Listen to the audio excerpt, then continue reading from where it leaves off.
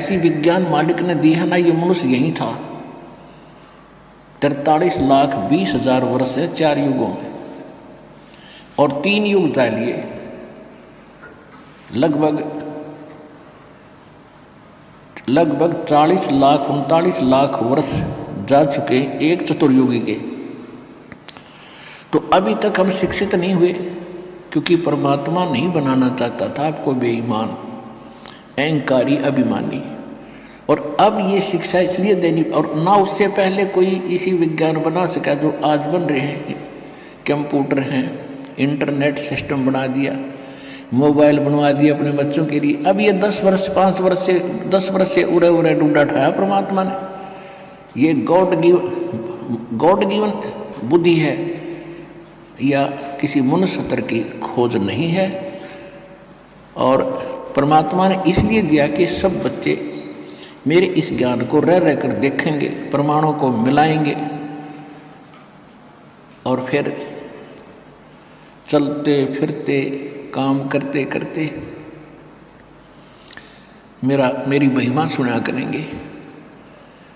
क्योंकि हम बिजी घने हो गए, बहुत हम व्यस्त हो गए।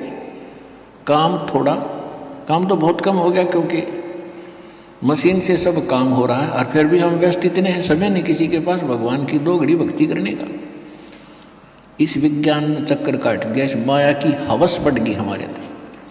तो इस ज्ञान से इस माया के जोड़ने की हवस कम होगी, और भक्ति की हवस जागेगी, और तब ये आत्मा परमात्मा की भक्ति में दृढ़ता से लगेगी। तो उसके लिए भगवान ने ये समय सेलेक्ट किया, और वो सच्चा ज्ञान, सच्ची भक्ति, यथार्थ भक्ति विधि आज इस दास को उपलब्ध कराई। और साथ के साथ अभी सन 1994 में दास को आदेश हुआ था दीक्षा देने का। अब उसके तुरंत बाद ही 5-7 वर्षों के बाद ही ये टीवी चैनल बन गए, और इनकी बाढ़ सी आ गई। तो काल ने अपना दाव खेला कि इन सभी टीवी चैनलों पर अपने दूतों से नकली ज्ञान प्रचार करना शुरू करवा दिया। और फिर जब हमारा नंबर आया सन 2003 में, हमने कोशिश की थी, आस्था चैनल पर 3-4 महीने चला था।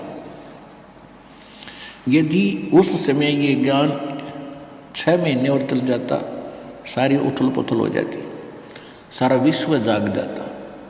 तो इन नकली संतों को, इन नकली आचार्यों और शंकराचार्यों को चिंता बन गई कि अगर ये ज्ञान जनता तक पहुंच गया तुम्हारी छुट्टी।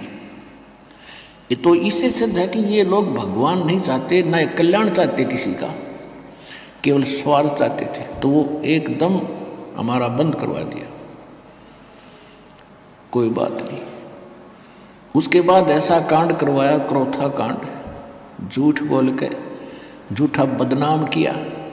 रामपाल निंदा करता है, वह ऐसा होता है, वैसा होता है।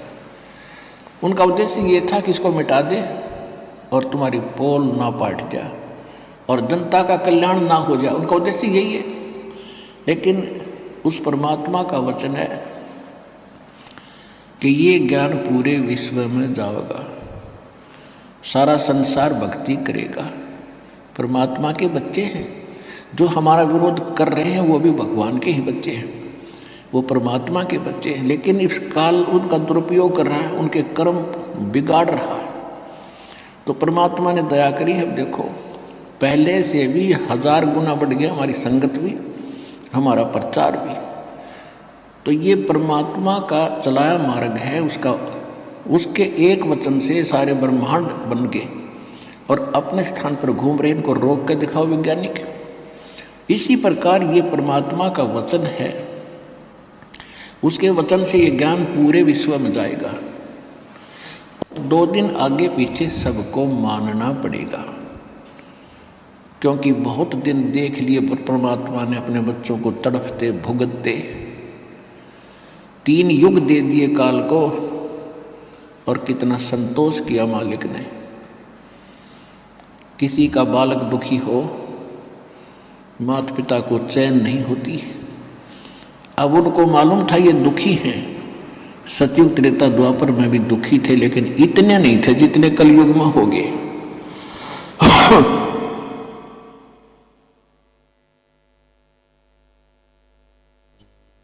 तो इस कलयुग में यहाँ तक आना था आपको लेकर के, और जिस अब आपको वो ज्ञान देना है, अपनी शरण में पूरे विश्व को मालिक ने लेना है